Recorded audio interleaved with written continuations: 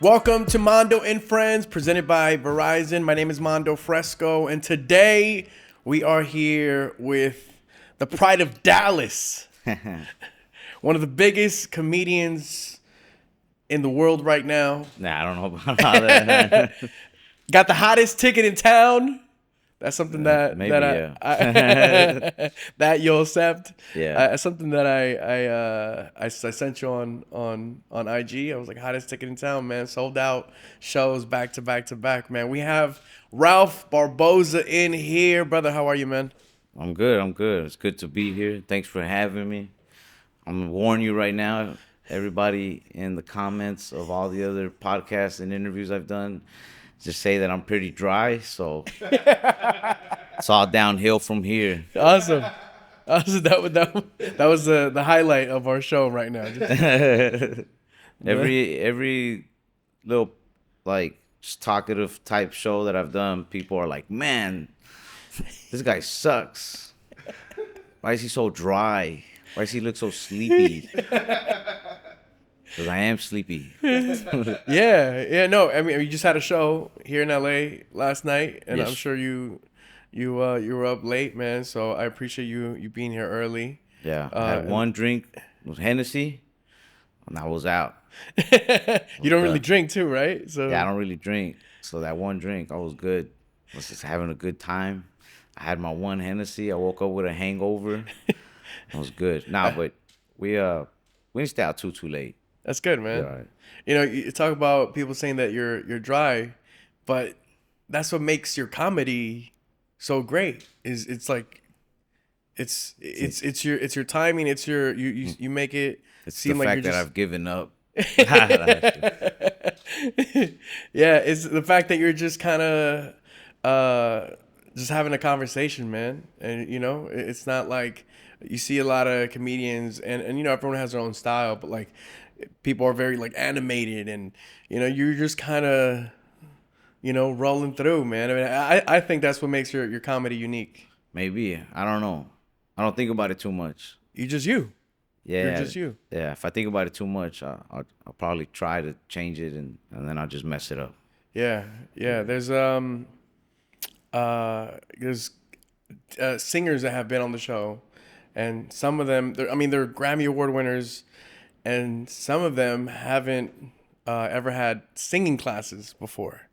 So they're like, I don't want to take singing classes and think about it too much because it might throw my whole voice, my whole thing off. And I mean, yeah, if you think too much about something, I took salsa classes once, and I'm a pretty good dancer, you know, but I took salsa classes thinking I was gonna come out an even better dancer. Oh, bro, I was horrible. I came out like in my head thinking like 1 2 step, 1 2 turn You around. had natural rhythm, but Right. then you messed it up. You messed up the formula, man. You messed up the formula. If it ain't broke, don't fix it. Yeah. No, I wanna go into what you think what makes your comedy, you know, stand out from others in your personal opinion. Um, I'm not too sure. I guess I don't really think about it too much. I will say when I'm thinking of like a joke or like I'm trying to come up with something funny, I am going through like a database in my head of like every joke or every comedian that I've heard in like within this realm. Like if I'm talking about, you know, getting freaked out by the bus driver on a bus or whatever, Yeah. I'm like, yo, who else has done bus driver jokes or who's Yeah. done a joke about a bus driver in general, buses or whatever. And I'm trying to make sure that I'm not like biting off of somebody's thing. I think that's the only way I can keep it, I guess, my own or unique is just Yeah. making sure that I definitely want to keep it personal, my genuine opinion or thoughts. Yeah. Because I feel like that's what keeps it unique or your angle. But I also want to just make sure I'm not biting off of anybody's style. So it's like two databases. Yeah. If that makes sense. Yeah, for sure. Because then the receipts come out, right? People are like, oh, here's Ralph Barbosa and here's this guy's version, and it's like, Yeah. If I ever ended up on one of those, I would never come back to comedy, bro. yeah. So yeah. Yeah, I hope I never get even close to similar like bits. Sometimes you'll do a bit, and whoever's at that show, whatever comics, sometimes they'll be like, man, that joke you do kind of reminds me of like such and such's joke. And I feel like if you hear that, like That kills your maybe, joke. Like, yeah, do to you? me, I'm like, all right, I'm not doing that joke no more then. Oh wow. Yeah, I was like, I don't, I can think of something else. You know what I mean? Yeah, There's yeah, like, yeah. I don't know, there's like a billion joke ideas in the world. Like, I'd rather just try to think of something else than to do something that's, way too close to somebody else's. You talk about you go through the archives of like who's done similar jokes.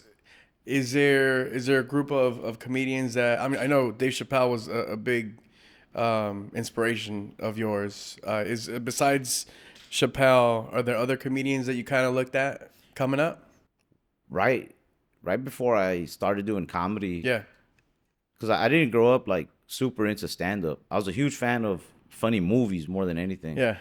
Um, but I always wanted to try stand up.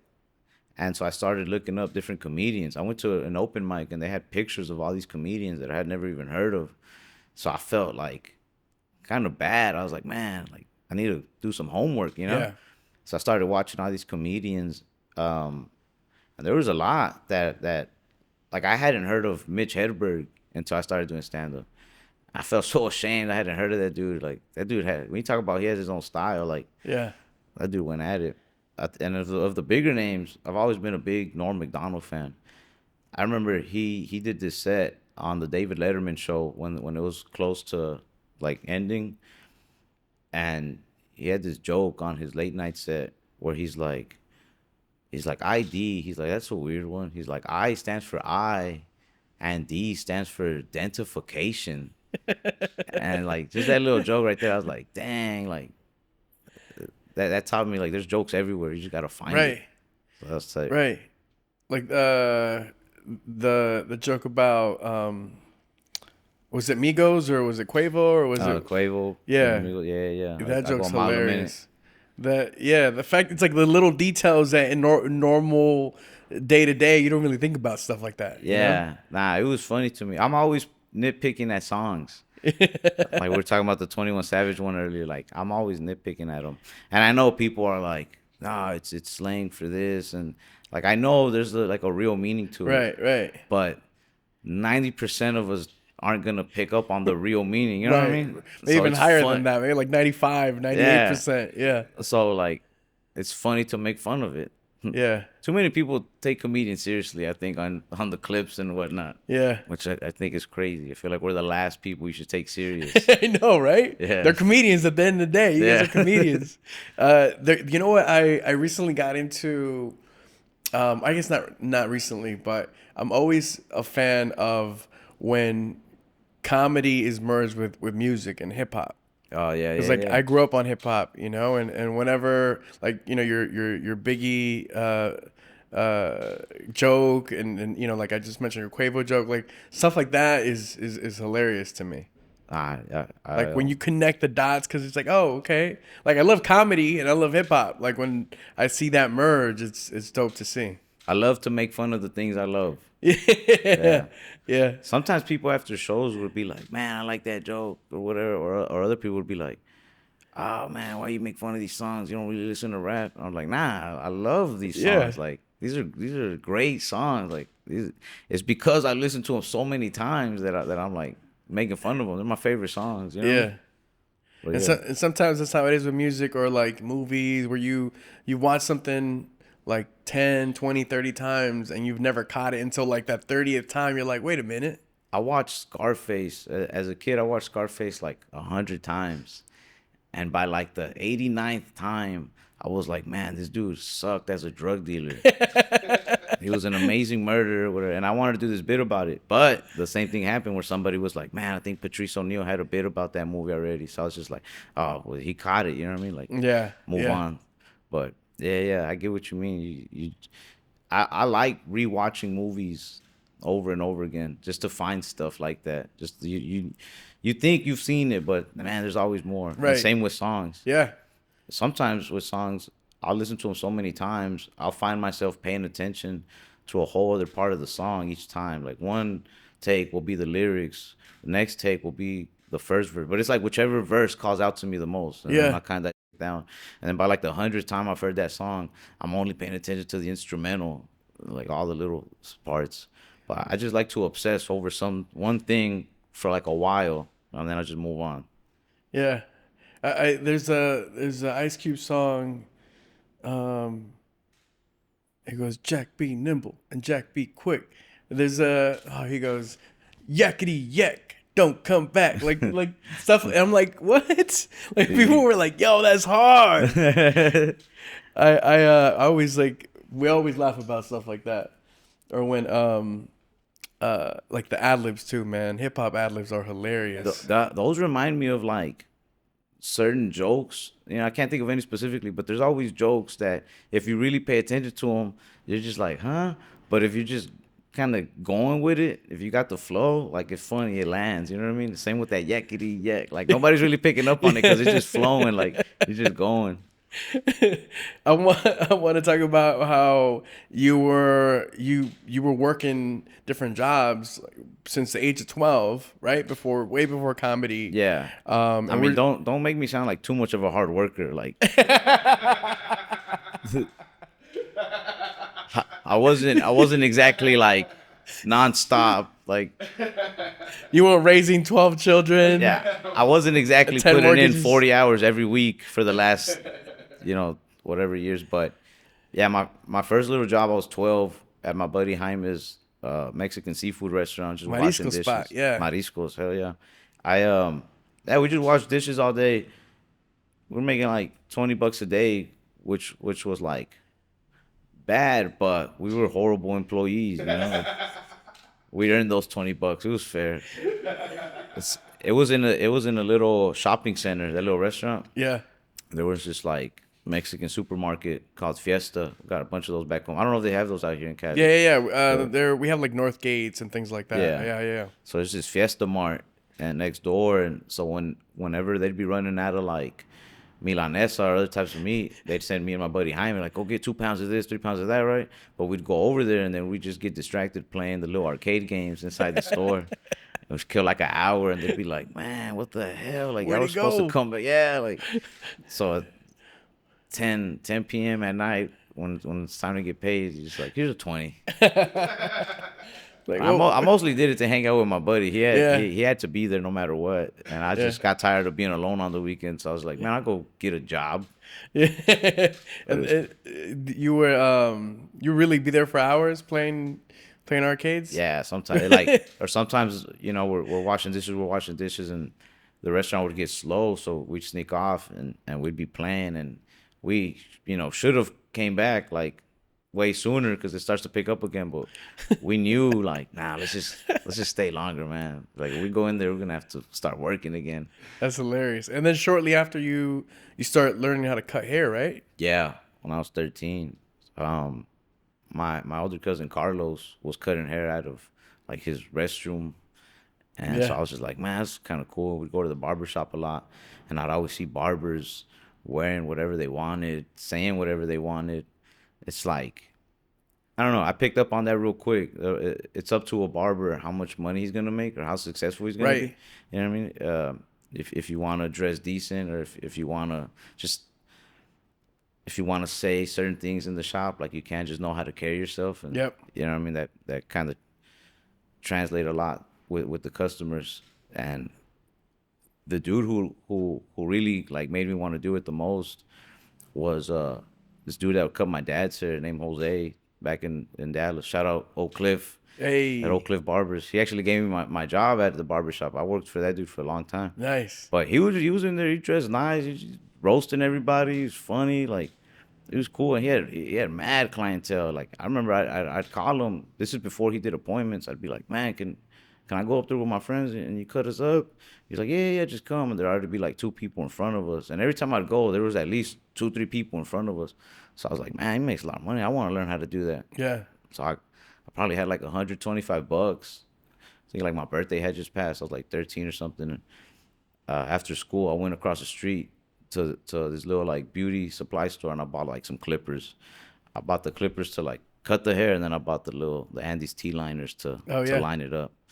It was dope. And I messed up a lot of cuts. Did you ever do the blade where you like open up and do the Yeah, I don't cut some people. yeah? Yeah, there's some scars out there with my name on it.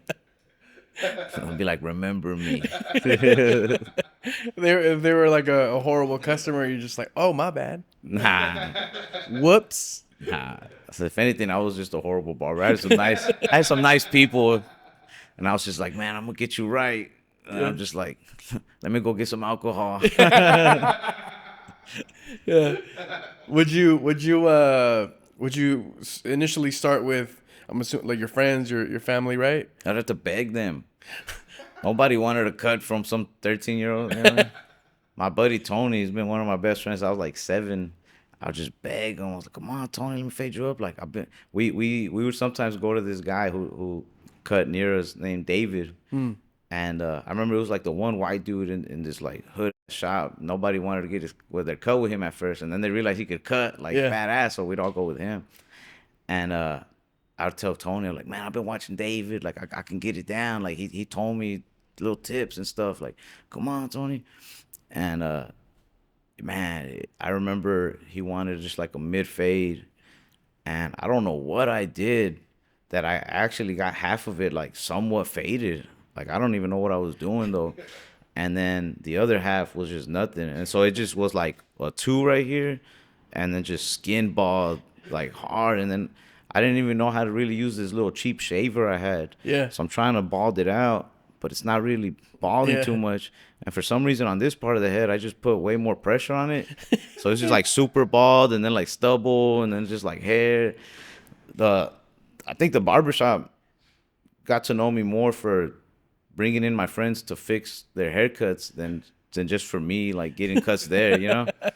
To fix the haircuts that you messed up. Yeah. Yeah. My grandma still makes fun of me to this day. She says she'd just be chilling and just hear a knock on her door, just me going in there like, hey, can you drive us to the shop so they can fix Tony's hair or whatever?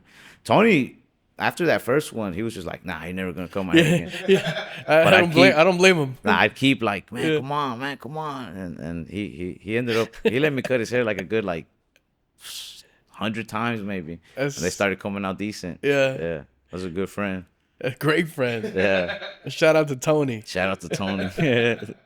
So you start, barbering. I feel like that was your first initial passion, right? Yeah. And I Yeah. still love it to this Yeah. day. I've heard you say that if you decide to just walk away from it and open up your own shop, like you'd be happy doing Yeah. that. I mean, I don't think I could ever fully walk away from comedy, but I love comedy so much that if I was doing sold out clubs or if I even got to do like, some theaters one day, it'd make no difference to me to go from that to doing like the local clubs again for free. Like, Yeah. I love the craft. I love comedy in general. Just I love to laugh or see people laugh. I love to think of something to sneak up on people. You know what I mean? Yeah. So like, if my career ended tomorrow and I was just back in Dallas at the shop again, like I'd be fine. I Yeah. don't even have to go back to the shop. I'll go get a job at Pep Boys or something and get that cool Pep Boys jacket. Yeah.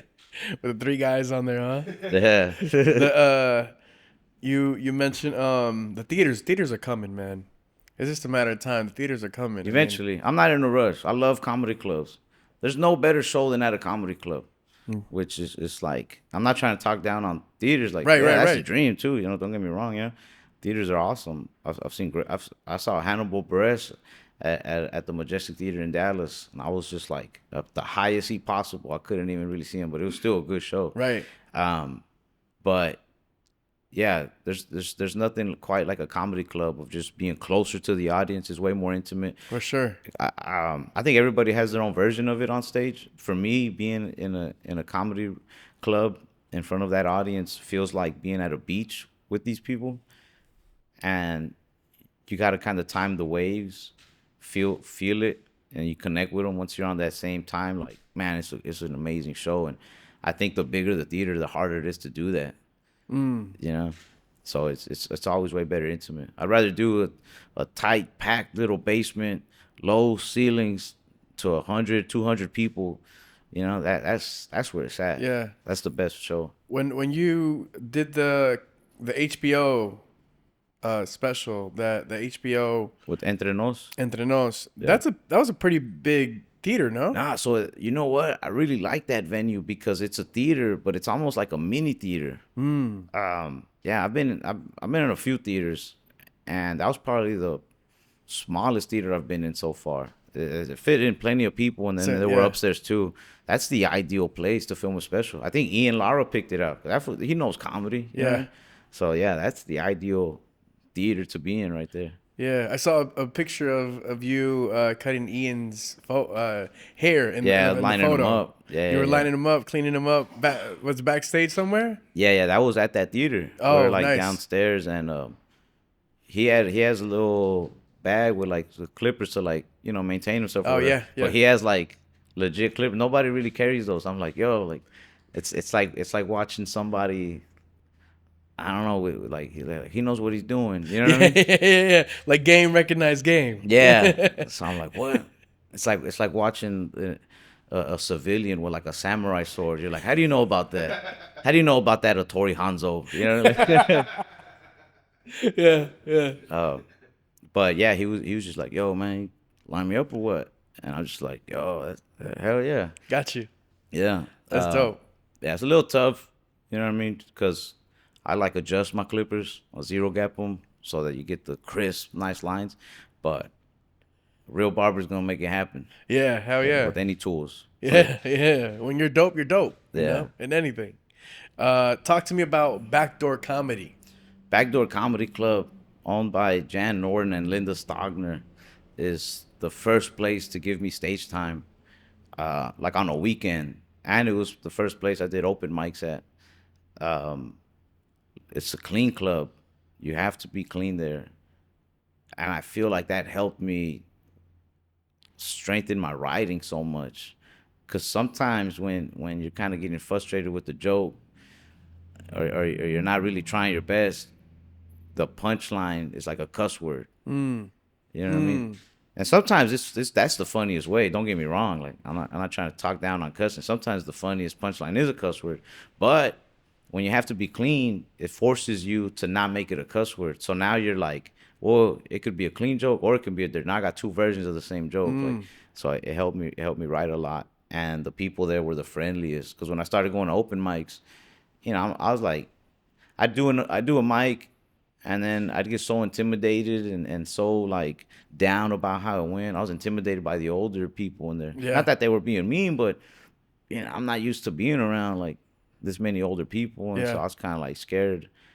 But at Backdoor, everybody was super nice, and there's like a lot of older people. There are a lot of people that were super talented comedians. Yeah. Maybe they were passing by. They had just got done doing like some tour or whatever, but they respected Linda so much and the club that they'd stop by and do time. Nice. And there were also comedians that really were just your average Joes, didn't want a comedy career. They just like to one night of the week go do their 3 minutes at Backdoor.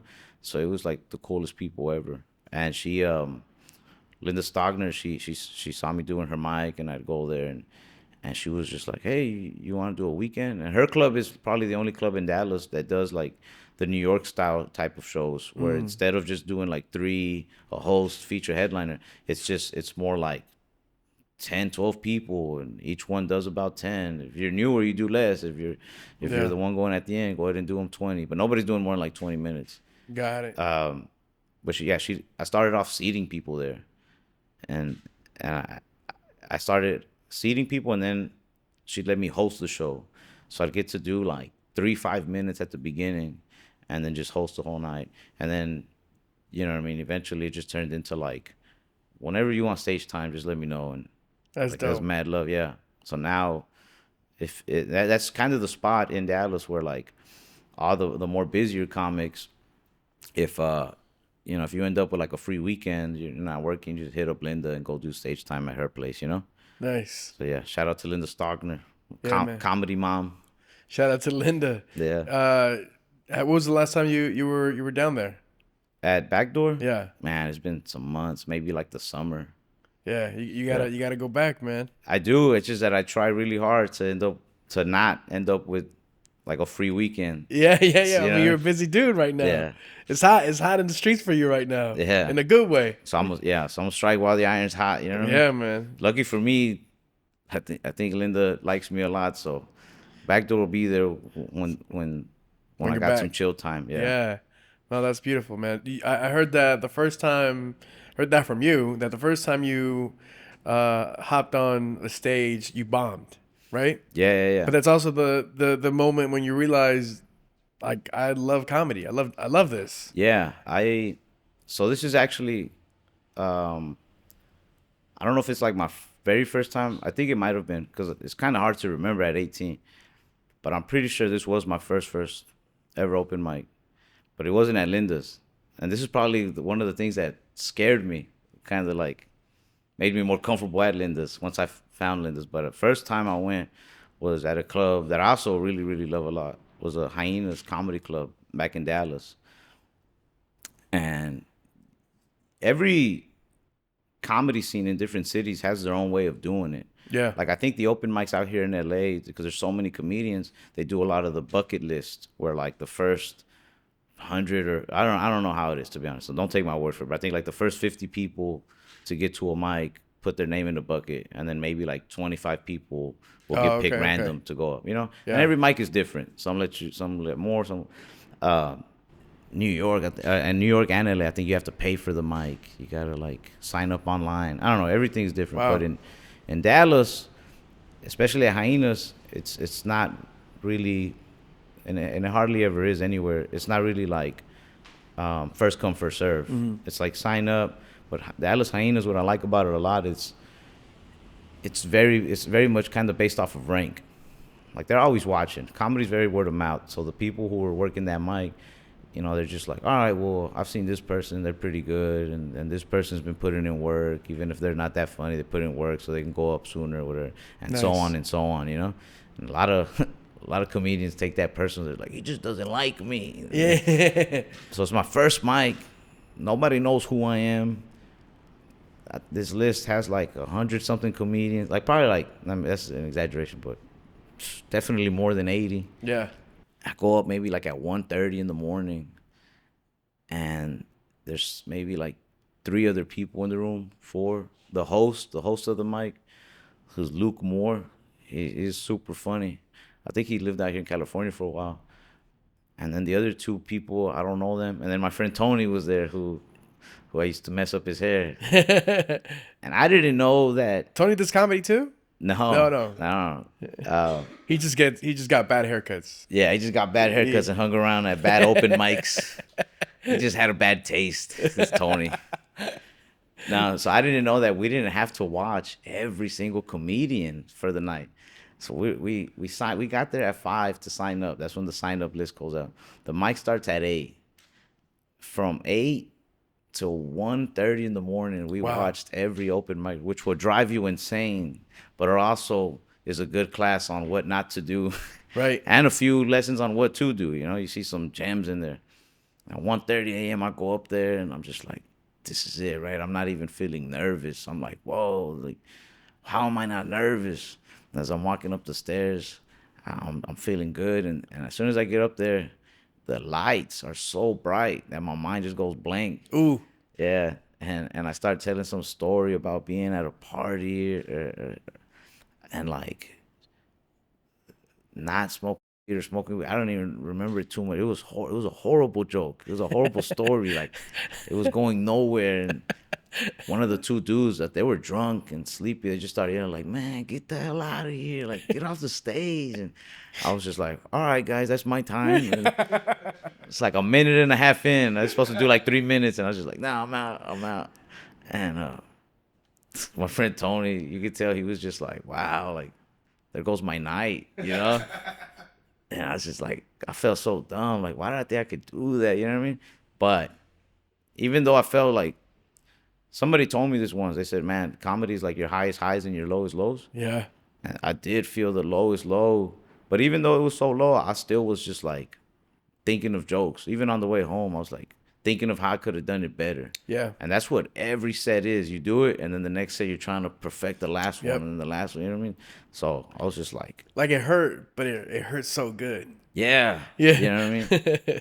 I felt like you know, in that series, The Last Dance, Mm-hmm.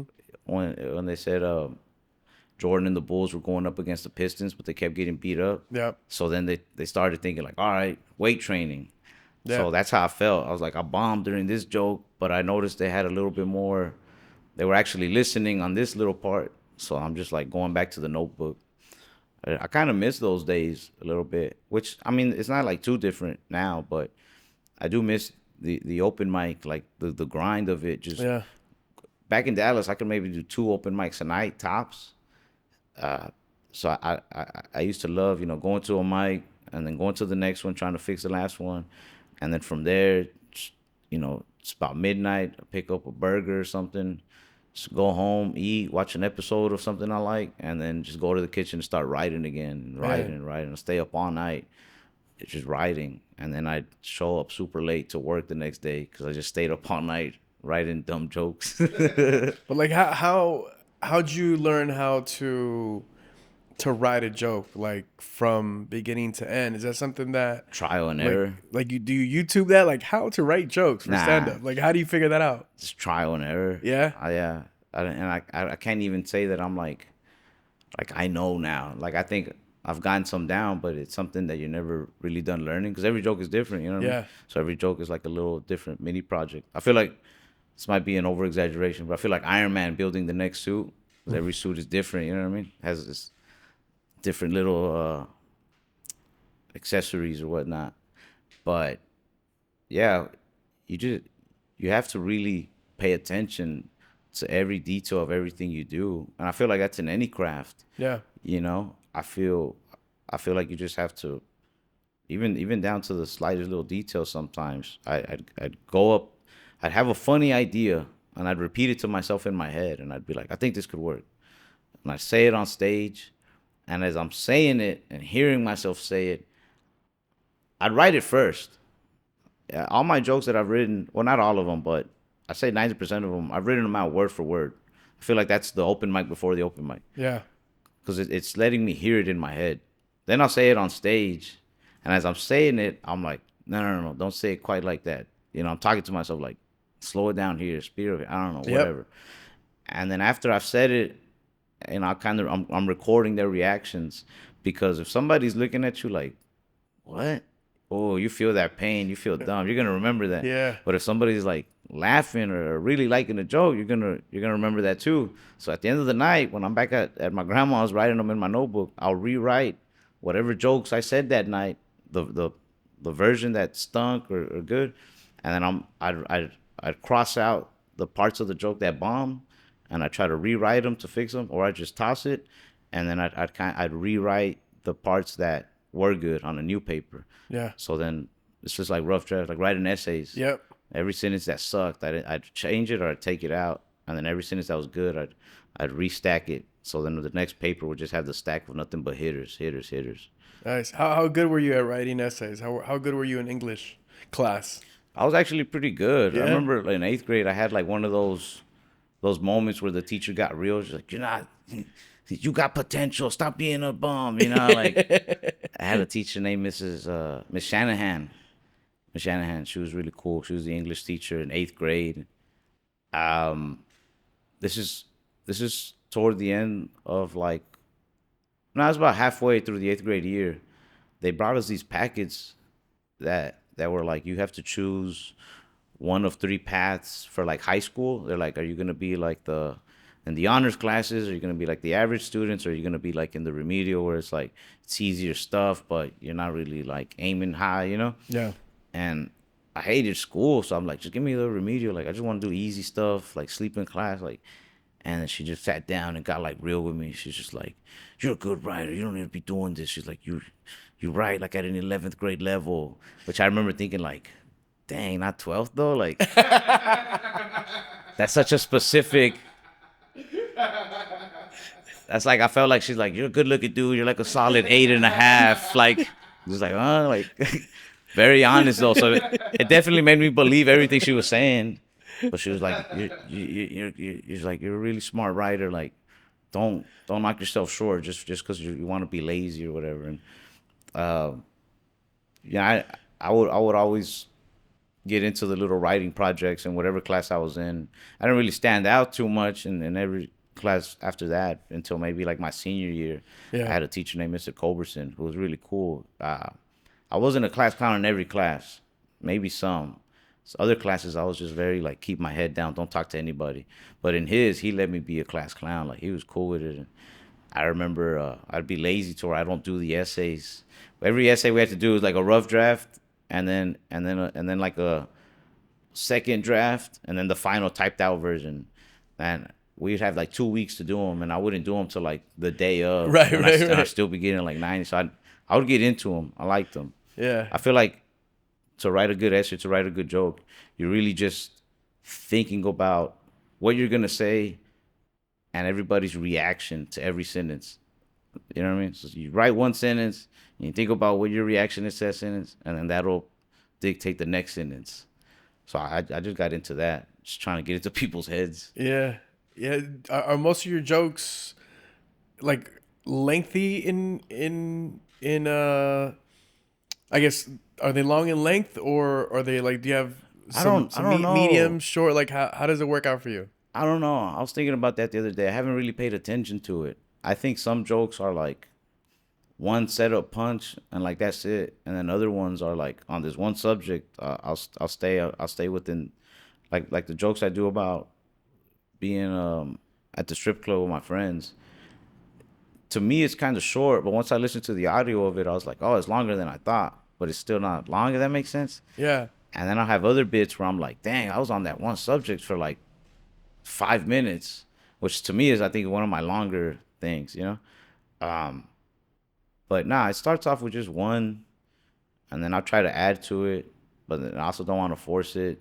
Mhm. So some end up long, and some I'm like, this one just never grew. It's just there, like, Yeah. but I still like it. You know what I mean? Do you have some jokes that just aren't finished? Like you just kind of the idea is there and you just like Yeah, I think let it marinate? yeah, because I started. This is like my first ever tour or whatever, Yeah.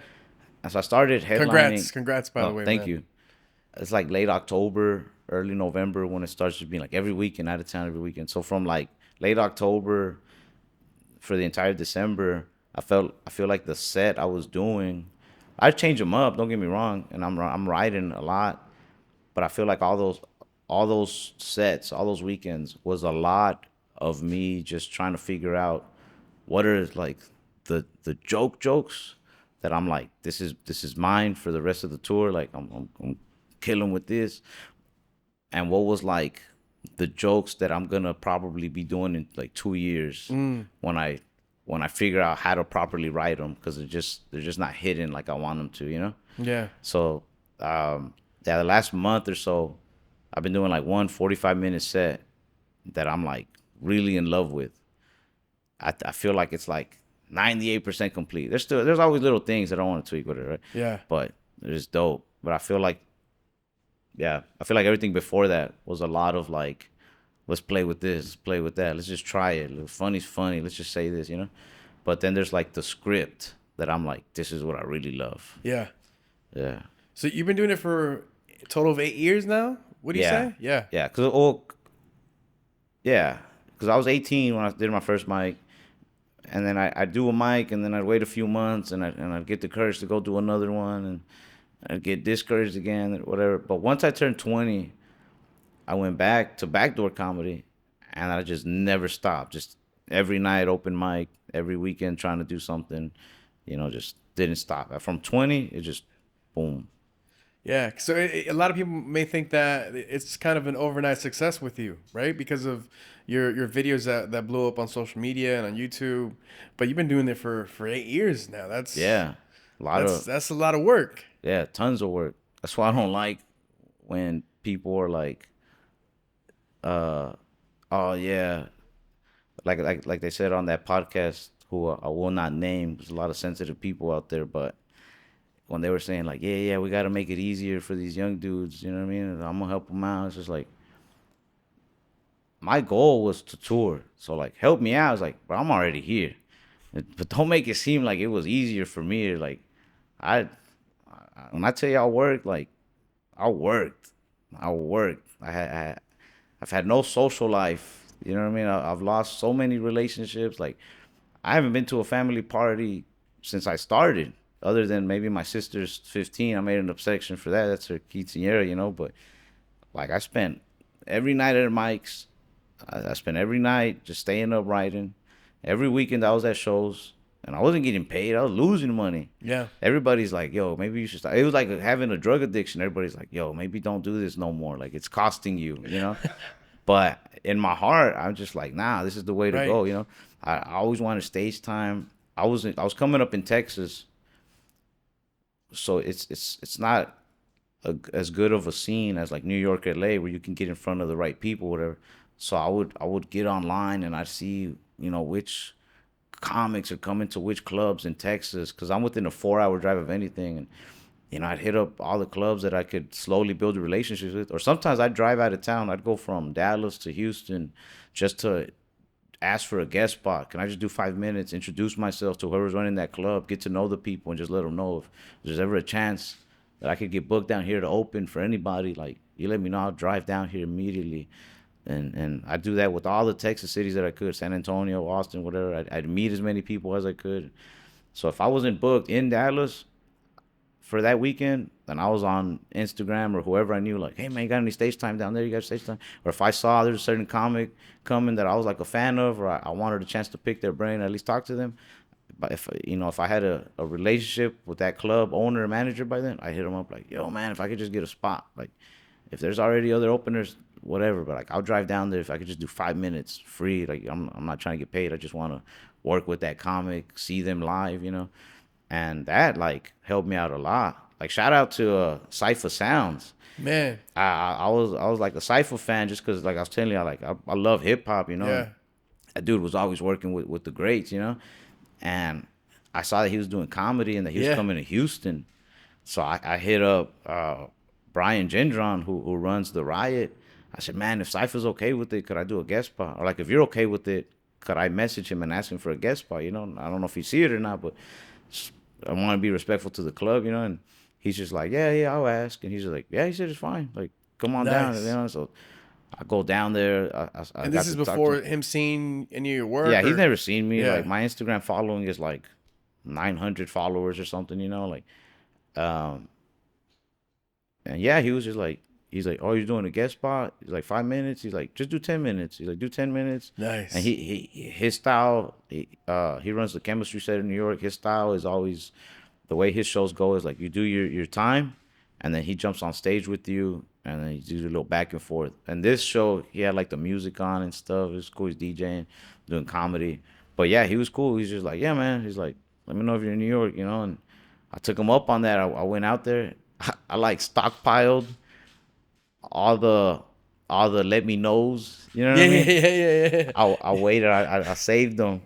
Anytime a comic was like, let me know if you're in New York. Let me know in New York. I just waited, and I took a trip out to New York for like close to a month, maybe like a month. Yeah. And I just got on as many shows as I could, met as many people as I could. But mind you, I'm trying to keep my job at the barbershop or wherever it was I was working. I'm trying to pay my bills. I also have a son. You know what I mean? He was born when I was really early into comedy. So like, I have to make sure I'm providing. I Yeah. have to, you know what I mean? And so What's your son's name? Lorenzo, Lorenzo. yeah. So I'm doing all this stuff, but I'm also like, I just won't eat today so that I can make sure, you know, there's some money for tomorrow or whatever. Man.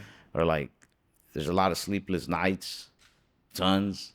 I think that weekend that I got to meet Cypher, I got to 3 spots in Houston, and which I felt like was some work. Like, I Yeah. got to meet the right people. I got to try out new jokes. I got to work these sets. You know, if I would have stayed in Dallas, I wouldn't have had no sets. But this is a Friday night. Saturday morning is the busy day at the shop when I make my buck. So I had to drive back that same night.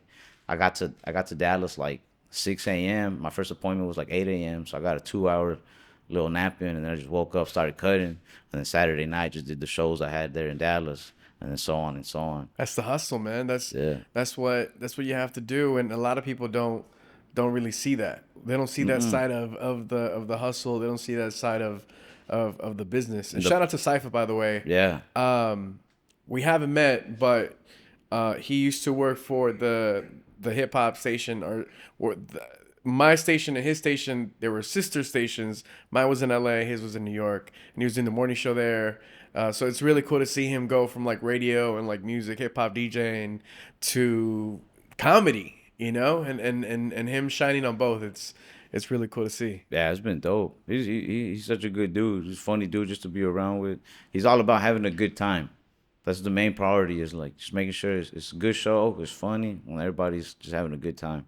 You know what bothers me is when people say, "Oh man, this new generation of creatives, right? Whether it's a comedian or a DJ or what have you, right? This new generation has it easy, right? Because they just put a video out or something and they go viral and that's it. But it's like there's millions of videos that are updated daily to social media, to YouTube, and there's a reason why yours stood out. And it wasn't just because you don't have a Theo that works at YouTube, do you? No. It's not just because of that. Till this day, I don't even know what works or doesn't on the internet. No, but I'll tell you what works is quality. That's what I believe too. Like, but that's the only thing that I could go with. Everybody was like, "Oh yeah, you gotta upload on Tuesdays and Thursdays At 10 o'clock But in if the morning. it's Ash and- Wednesday, No. don't even go on." Like, so I tried a couple things, whatever, but I was just like, man, you know what? I'm gonna just record sets. I'll only upload the jokes that I really like, so that nobody clowns me. Like something that I actually feel good about. Yeah. I don't want to upload just to upload, and that's Yeah. the way I feel about the stage too. I don't want to go on there and just be like, oh, at least I got to do the set. Like, nah, like I want to do my best on stage every time. I want to have the best time. Quality over quantity. 100%. And you see that, man. I see it because I like you were saying there were days that you didn't have money to eat. You know. So shout out to my uncle back there. Just saved me with a lot of little loans. Yeah, man. After- Your uncle. Yeah, Carlos. Carlos. Shout out to Carlos, man. You mentioned Carlos in your sets too. Which I think is I think I've mentioned my cousin Carlos, which is okay. his son. Yeah, Nice. yeah. But yeah. Shout out to family in general who just was like, "Here's $50, man. Just don't die." Yeah, because that those $50 go a long way, man. Yeah, I couldn't have done it just on my own. Like I didn't have, it would have been impossible without just friends, family, just, who really believed in it. It was just like, here's $100, pay it back whenever. Sometimes it was like, don't even worry about Right. it, and it's just like, dang, it blessed me so bad. You need that. Yeah, You need I that. feel guilty as hell. I feel No, guilty. but Yeah. now you can give back. You know, now you Yeah, can. I don't want to. I don't. Not kidding.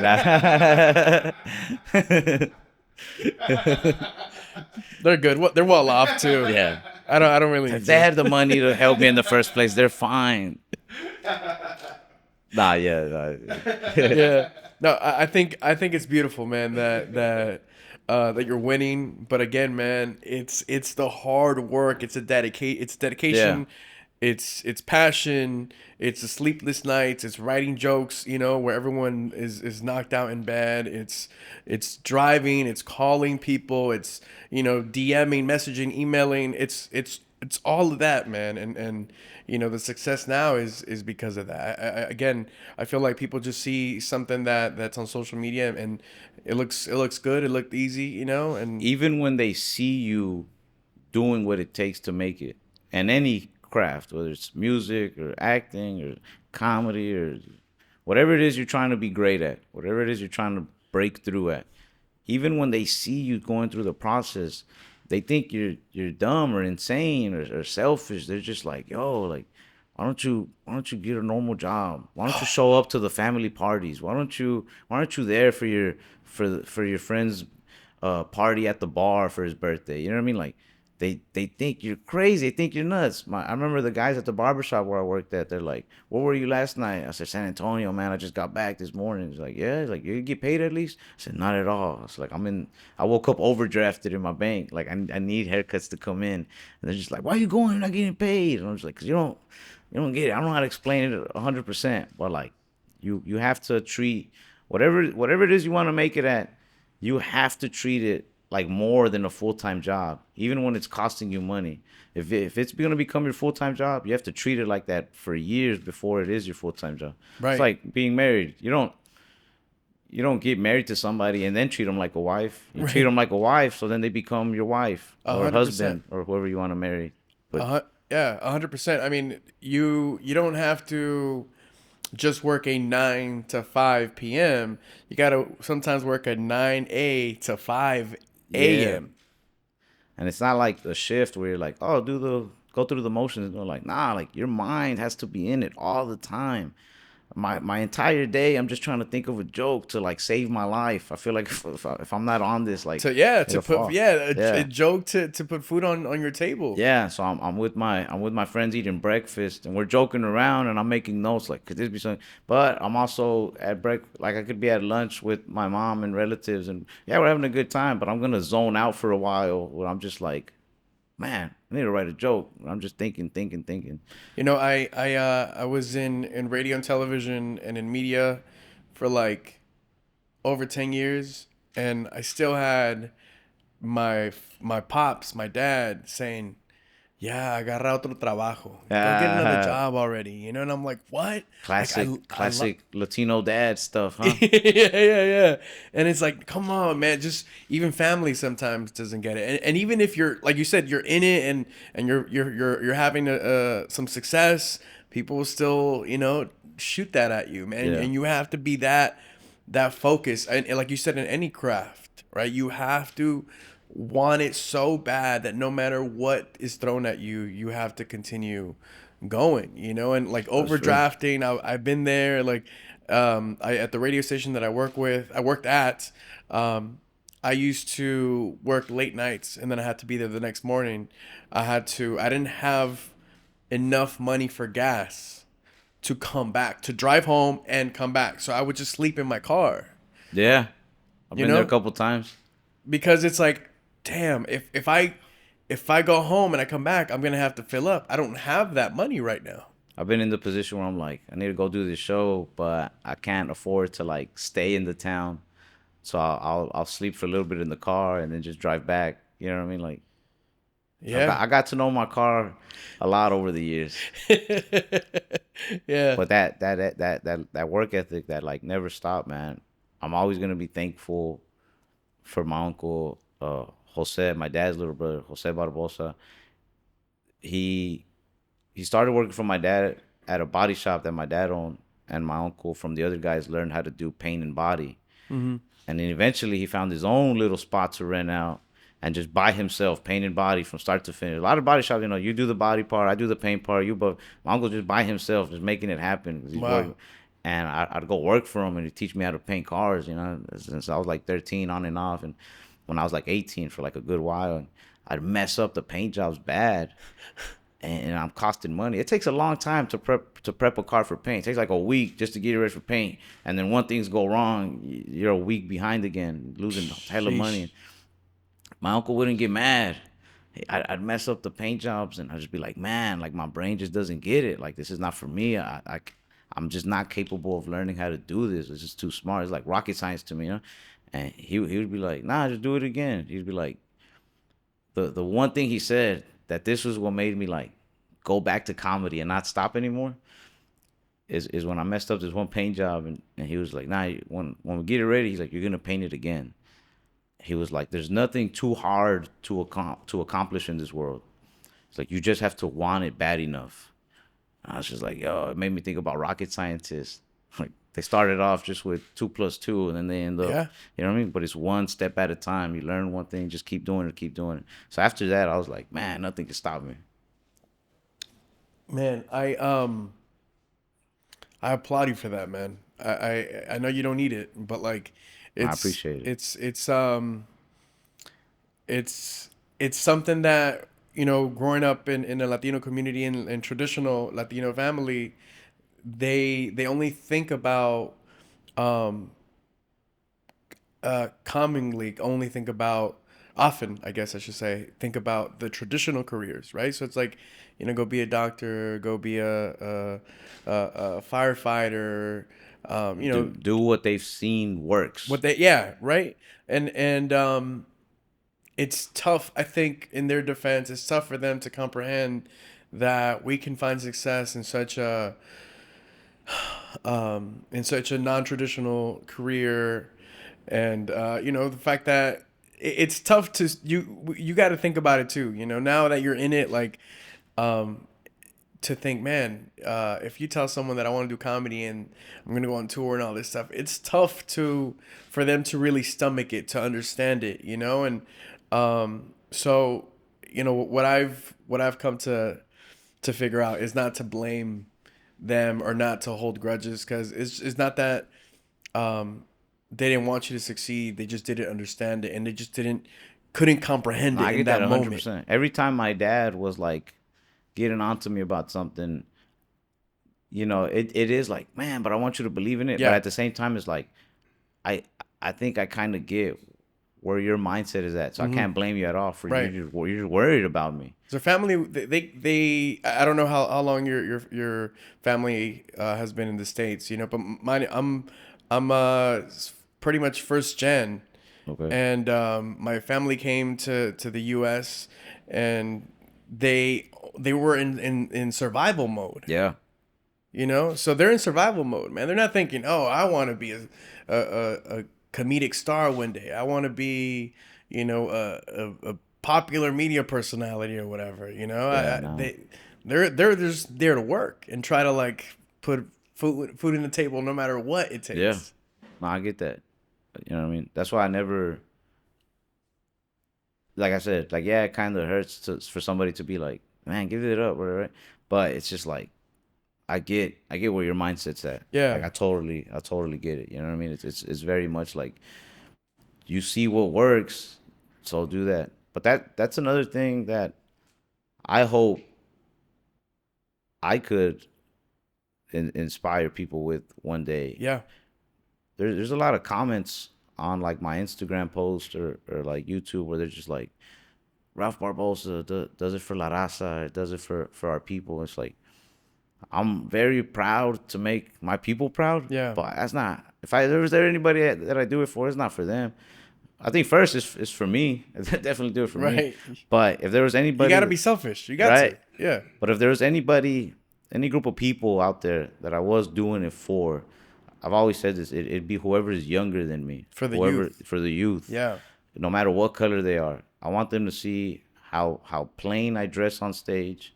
I wear a lot of white tees, black tees, because I feel like that's something you can buy anywhere, and it could be anybody buying that. You know what I mean? It's so obtainable, and I want people to, anybody younger than me, to see, like, just because you don't know how anybody else made that happen doesn't mean you can't figure it out. My uncle Charlie was over here with Carlos. I remember emailing him saying that I want to try comedy, but also was thinking about taking just some computer class just to get a job. And he's just like, man, I don't know any comedians in our family like that could show you how to work that biz. Maybe just go do the computer thing, you know what I mean, and try comedy later. But I was just like, I'm gonna go figure out the comedy thing. Like, Yeah. just Yeah. trial and error, just go at it. So no matter what color you are, no matter what background you come from, rich, poor, like, even if you don't know anybody who works in the industry you want to break into, you be that first one to break Yep. into it. You just go for it. Like don't matter if you haven't seen anybody else prove it. You know what I mean? 100%. And for parents, you know, you're a parent now. I'm not a parent yet, but like what I look forward to is breaking that cycle of telling your kids that they can't do something, right? No, don't do that. You know, do this instead. And if you're a parent watching this, you know, it's something that I'm always very adamant about is support your kids, man. You know, no matter what age they are, even as adults, like, support your kids, because that goes a long way. Like, Or don't support them. Make them drive out of spite. Now, I'm kidding. I hate a lot of people. Now, I'm kidding. I'm playing. that's real. That could work too. That could work too. So now you're obviously you're killing it, man, and you just recently were on Jimmy Fallon, the Tonight Show. Yeah, I mean, dude, what a moment, man. What was that like for you? it was tight, man. Um, my son. So I go on Jimmy Fallon, and I'm just like, yeah, I recently had a baby, but that joke is old. My son's he's like a little grown man now, dude, 4. But I figured, they say like when you put a joke out online or like on a special or something, you've like burned it. Like, you can't really say it again because Right. now a lot of people have heard it, which I truly believe. There's a lot of people like, nah, you can do the same thing, but nah, I don't want to do it. Yeah, right. I want to keep pumping out. But I figured the best way to burn that joke would be on the Tonight Show. 'Cause Yeah. it was clean, it worked. You know what I mean? So just that'll be the goodbye of that joke, and then in the best place too. I was getting worried. I was like, man, it's a good joke. I was like, I want to put it on something like YouTube, something. You know what I mean? And I did. I think I did put it on YouTube. But I was like, I wish I could use it for like some sort of special taping. But when I wrote it, I was so far from getting a taping or a special, Yeah. So I was like, yeah, put it on Jimmy Fallon. The joke about your son, I feel like that's also such a like a awe moment. Like, oh, like you just had a, I just had a kid, I just had a boy. Everyone's like, yay, Yeah, it's a nice like icebreaker, I yeah. think. And then Like, you also mentioned your grandmother and your family, in your comedy. yeah. There's a special meaning behind the suit that you wore. I don't know if it's a true story or not. I heard you say it, but I Yeah, don't that's know a if true it story. was a true I story. don't know if I want to repeat it on here though. Okay, it's a true story, and there's a very special meaning behind Yeah, it, and I think that's amazing. That you your shoes too, special meaning behind that. yeah, yeah. I love those shoes. That's probably The threes, right? Yeah, so with the white cement threes, that's probably my all-time favorite pair of J's, or at least in the top 3. I remember some dude the day after this Jimmy Fallon, some dude in Detroit was just hating, bro. Uh, we're in Detroit, and I'm wearing them, right? This is like my second time ever wearing them. I had just worn them for Jimmy Fallon, but I wore them to the Detroit show, and after the show, people were like taking pictures. We're talking to people, and some dude was just like, "Man, how'd you get those early?" Because they just dropped again, right? Yeah. This is like 3 months ago, 2 months ago. Sorry. Um, he's just like, "Man, how'd you get them early?" I said, "Man, they're not an early release. They're the old ones. Like, I saved up a lot of money to buy these. Yeah. They mean a lot. Like, they're the old ones." He's just like, "Nah, no, you didn't."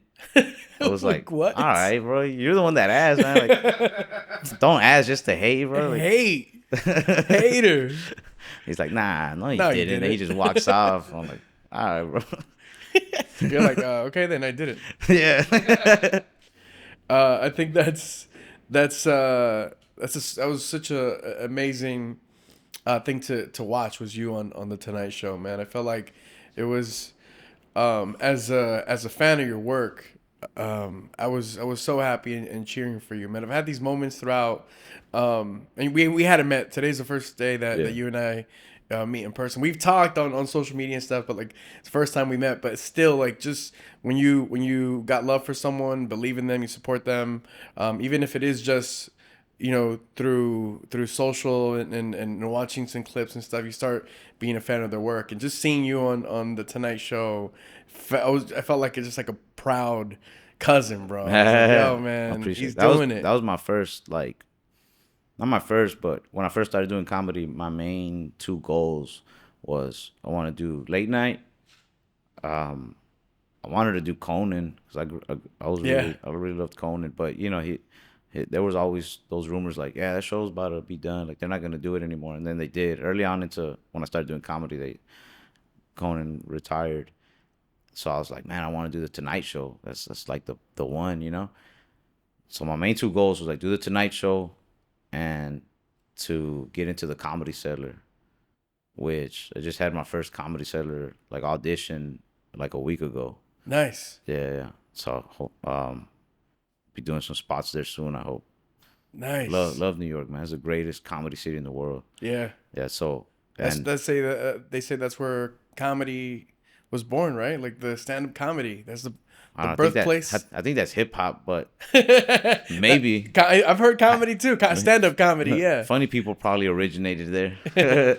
Nah, yeah. I think when I was like 18, right before doing my first open mic, I saw this quote by Dave Chappelle where he Yeah. was just like, if you wanna if you wanna be a great comedian, go to New York. And, you know, if you want to be famous, go to LA. And so ever since then, I was like, New York's where it's at. It's Yeah. where you hone the craft. It's like the gym. Yeah. For all my Dragon Ball Z fans, that's the hyperbolic time chamber. I like that. I like that. You have you auditioned or thought of auditioning to like to be on a series, or do you see yourself acting? Would you like to be on something like SNL in the future? Like, has that ever been a vision for you? SNL's dope. Um, I don't know if I got the chops for all that. I I think I like acting maybe a bit. I've done like a couple auditions like self tape, but um, I think for now I just want to keep focusing on the stand up.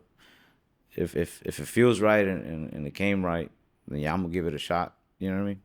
I'll definitely give it my best. But if I don't feel like my heart's in it, then nah. I don't want to put something out just to put it out. You know what I mean? You know, so someone that I want to talk about is your grandmother, Hmm. because you mention her a lot, and even in your jokes, and you know you were raised by your grandmother too, man. Hmm. What do you say is the biggest lesson that your grandma taught you? How to say screw it? What's done is done, and just laugh about it. She does her best to go out of her way for a lot of people to the point where I think it stresses her out sometimes, you know. Mm. It's the littlest thing. Somebody can call her like, hey, such and such needs to ride from school on the other side of town. Like she'll go pick up where she does her best to help out whatever neighbors she talks to, with her family we have, with her friends. But sometimes when something goes wrong, I think because of the amount of pressure she's put on herself, she's just like, man, whatever. And then she'll make a joke about it, you know what I mean? So she taught me how to just roll with it. Is your grandma funny? I think she's very Yeah. funny. I think her, my uncle, my mom, uh, I think they all have like the best sense of humor. I think they're all comedy fans. My grandma, every summer we'd go to Mexico, and she What part would. of Mexico are you guys from? My grandma, she's from Tamaulipas, and then from my grandpa is from San Luis. Nice. Yeah, my grandma would drive us down there like no map, just from Tamaulipas to San Luis to all these different cities. She just learned it. Um, but yeah, I remember she would play a lot of music.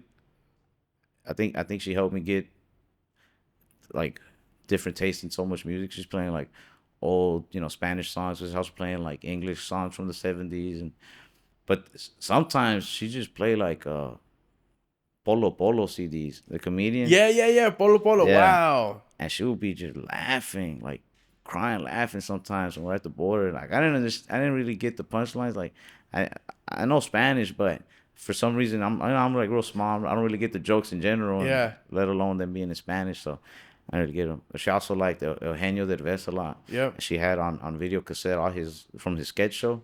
So I'll just watch those a lot too. Like she loves comedy. She'll laugh at movies that aren't even funny, but she finds the funny in them. Yeah. You know what I mean? It could be like a horror film. You know, they always got like the teenager about to get naked before he gets murdered.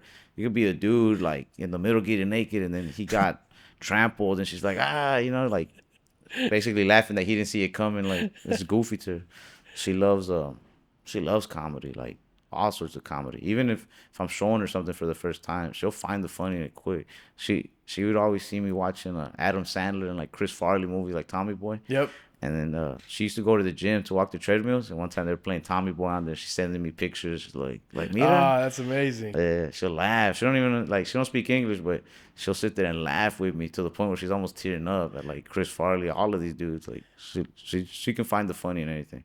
Oh, that's beautiful, man. Oh yeah, Shout out to your grandma. What's your grandma's name? Estela. Estela. Yeah. Saludos a Estela. Lastly, man, I want to talk about what's next, or what you see is next for you. I know you're on tour right now, sold out shows everywhere. I'm sure you could find a ticket somewhere. By the way, resell, not retail, resell tickets for your shows, I didn't even know they were doing that. I don't like that. right?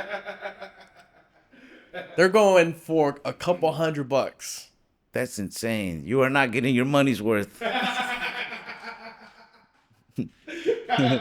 Disclaimer. Disclaimer. I'm gonna go up there and I'm gonna try. So just remember that. What would you say is you would like to do next? I would- What's in the cards for you? So I really, really need to write like a new 3 hours and just start putting them out there on different tapings. That's the only thing I'm thinking about. Like a special? Yeah, I need like I don't know if I want to put out like a YouTube special or a special that somebody else could help me with, a company or whatever. But all I know is I need about new 3 hours worth of funny comedy, and then I'll go from there. That's all I know right now. I'm sure that's gonna happen, man. I hope so. And I'm 100% sure that you'll find a company or streaming service to jump on for that. I want to. I don't know. I just want to keep writing and putting stuff out there. Nice. Looking forward to that, man. Yeah, go and watch Ralph. I saw him the other day, and you killed it, brother. You and your friends too, man. That you bring from That's the Dallas. coolest. That's the coolest part about being a headliner, is you can put people on your show. So I put on friends that I've made out here. I put on friends from Dallas. Every night of the week here in LA, we've been switching out the guest spots because there's like 3 people that are on on every show, but then the other 2 or 3 people are like, I've just been switching them out throughout the week to give my different buddies a chance. My manager, my agent, and them, they were just like, yo, we're gonna bring so much industry to these shows so they can see you. It's like Amazon and this person and Warner Brothers, like they're all gonna be there. So in my head, I'm like, well, I'm gonna put on as many of my friends as I can. Maybe one of them gets a chance or something. You know what I mean? Yeah, yeah. They can watch me for 20 minutes. You know what I mean? That's love, man. That's love. That's beautiful too, to be able to do that. I love having friends. I wanna before I let you go, I wanna get into rapid fire with Ralph Barbosa. Are you ready? All right. Good luck, bro. This is tough. If you get one wrong, it's a what is it? One of those ejector seats. Can't handle this pressure, man. Ejector seat. Texas or Cali? Texas. Texas or New York? Texas. Nice. You're going back to Texas. You should say that. It's my home. It's my home. Favorite Latino food dish? My grandma's tortillas de harina with her frijoles. Oof. Handmade Yeah. tortillas. Handmade. Harina. Yeah. And sometimes she mixes it up. Sometimes she gets some papas in there. Sometimes some chicken. But as long as the tortillas de harina are the base. Yeah, man. I've never had homemade tortillas harina. When you're in Texas, you're gonna have some. I've had. Hold on, Fred. I haven't had flour handmade, freshly handmade. No, Fred's mom makes these amazing. That's why he was checking me right now. You haven't? What? I haven't followed me? What? She makes these amazing tortillas de harina, and she sends it to him from Texas. Oh, nice. My mom's from the same place, Matamoros, Tamaulipas. Matamoros, yeah. She was born in San Luis Potosí, same. Yeah. So I trust those tortillas. Yeah, here it's corn, right? Like corn is very common. Yeah. Here, like handmade corn tortillas, I've had many times. Flour, homemade, like in the moment, Fred. haven't had them. So next time your mom comes, I gotta come through, bro. All right.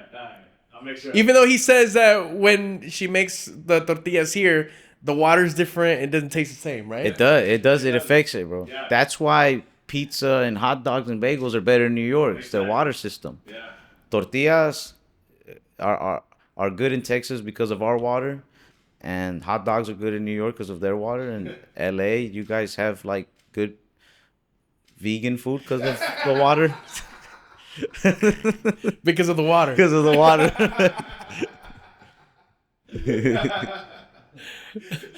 Lastly, what's a nickname of yours that nobody knows about? It's probably Güero. Güero. When I was tiny, I was real light. And so that was probably the endangered nickname. Very few people still call me that. I still hear my dad's voice or like my uncle's, his brother's voice. Whenever I feel like I'm doing something bad, I hear my dad's voice like, Güero. Because I grew up with him like, Güero, hey. So sometimes when I'm doing something I'm not supposed to, just like, You flinch? I'll be by myself, but I'll just be like, Güero. Oh. Pasíbate, Güero. Well, Güero, I want to thank you for coming, man. Ralph Barbosa, everybody, make some noise. Thank you for having me. Thank you. Thank you, Ralph, and thank you so much for listening and watching Mando and Friends presented by Verizon.